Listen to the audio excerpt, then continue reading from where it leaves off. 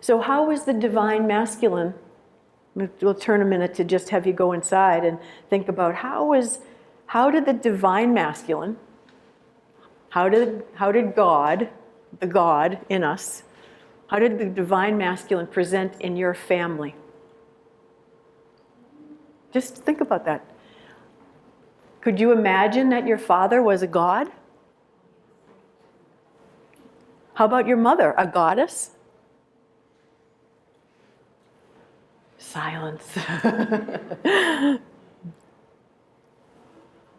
What does the divine mean?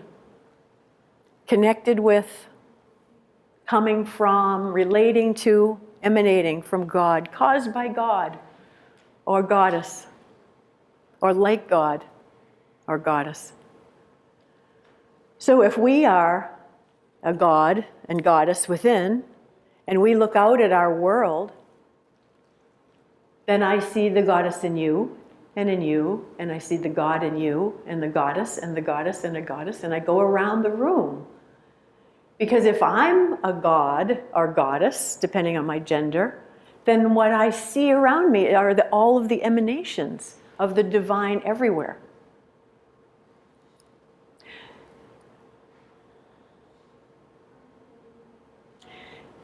So, something just came in that I want to share. How then, our workshops and our talks and Carolla's this morning and Thomas's last night, and we're talking about collective trauma. We have to talk about collective trauma. But I believe we also have to talk about the divine. And we have to help ourselves allow the divine a place in our life.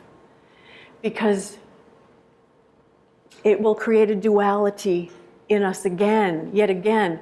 Trauma. I only can feel the collective trauma, but how do I reach this other light that's within me, this emanation? How do I have both? How can I have both? Do I have permission? Do I have permission to have both? Can I look at the really hard suffering that happened in me and in my mother's life and in my father's life and so on, and can I see the God in them and the goddess in them and in myself?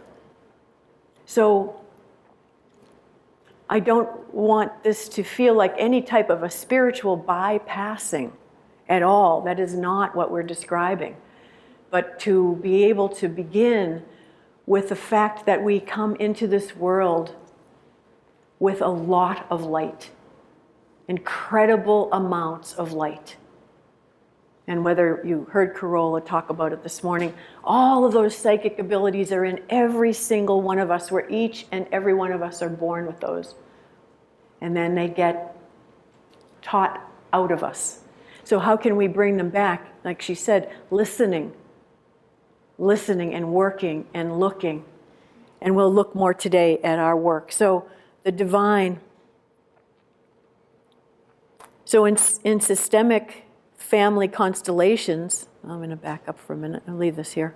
In systemic family constellations, what happens is we get to look at the divine as we cross the bridge of acknowledging what happened, accepting what happened, and agreeing to all that happened in our family system.